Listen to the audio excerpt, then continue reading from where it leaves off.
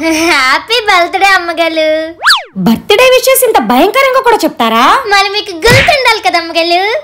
Thank you Sita. అమ్మగారు మీకోసం నేను ఒక గిఫ్ట్ తెచ్చాను.